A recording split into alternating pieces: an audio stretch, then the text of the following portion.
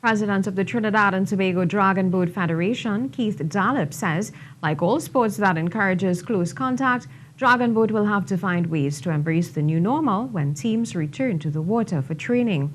Fuentes says while COVID-19 has stopped the sport on the water in recent weeks, there are some encouraging signs for members of the federation. Dragon Boat is not in a unique position as are all team sports in the COVID-19 lockdown.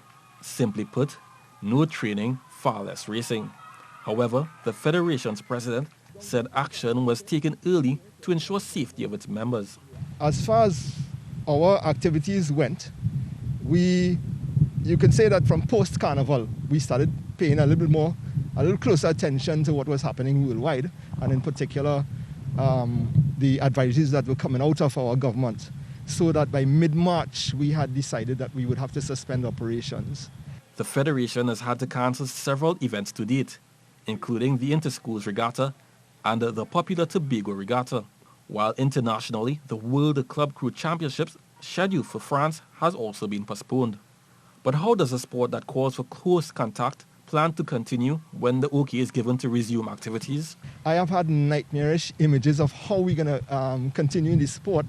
I'm envisioning perhaps people sitting on alternate seats. You know, if one understands how a dragon boat is set up, you usually have two people sitting abreast on a seat, you know, and those seats are roughly 3 feet apart. So we may have to have people alternating on seats, or maybe, you know, in what would normally be a boat that accommodates 10 crew members, we probably could only have 4.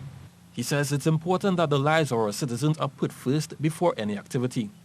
And while paddlers come to terms with no activity on the water, they still have something to look forward to. It was just a couple of weeks before the full effect of the national response to COVID took place in Trinidad that we were able to sign a lease with the Chaguaramas Development Authority. This is after 14 years of us being in existence. And so it was a most welcome offer by the CDA to give us a plot of land that we saw would become the future home of dragon boating in Trinidad and Tobago. The federation's lease for its home is a 30-year agreement with the Chaguaramas Development Authority. Fuentes, TTT Sports.